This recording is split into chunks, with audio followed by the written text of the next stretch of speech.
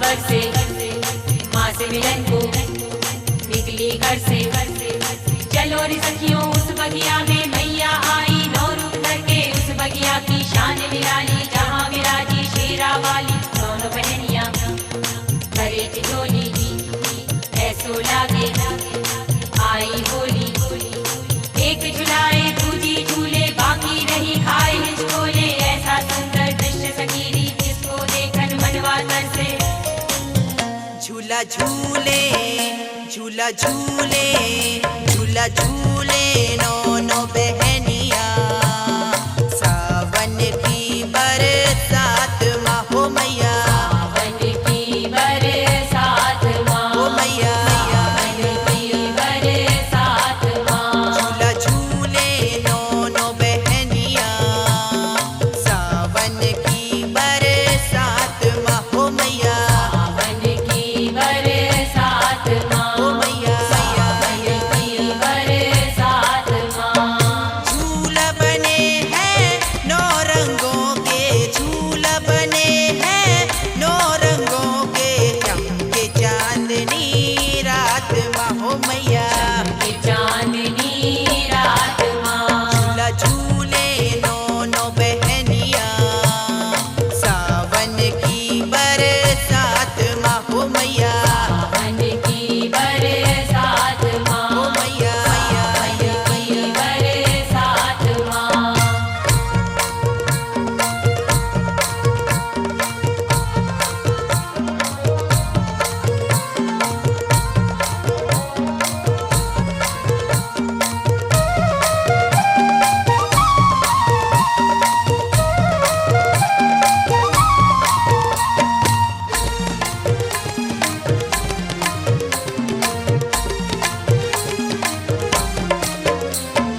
पहले झूले पे बैठी है मैया, शैलपुत्री कहावे, कमल त्रिशूल लए है हाथ में, वाहन बैल सुहावे। दूजे झूले पे बैठी है मैया, ब्रह्मचारिणी कहावे, सदाचार वैराग त्याग तप संयम देती सिखावे। देख सकूं माँ तुझे सामने, हो बना ऐसी मेरी औकात माँ हो। झूला झूले झूला झूले नौनो बहनिया, सावन की बरसात माँ हो मैया, सावन की बरसात माँ हो मैया, की बरसात माँ।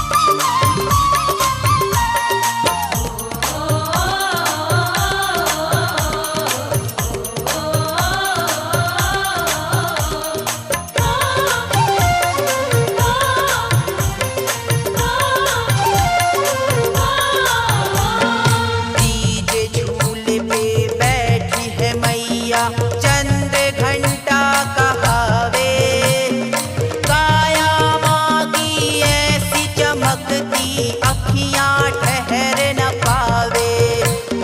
चौथे झूले पे बैठी है मैया, कुसमांडा कहावे, आधी व्याधि दूर करे माँ, सुख समृद्धि लावे। इनका जप कर लो रे भाई, हो दिव्य शक्ति मिले सौ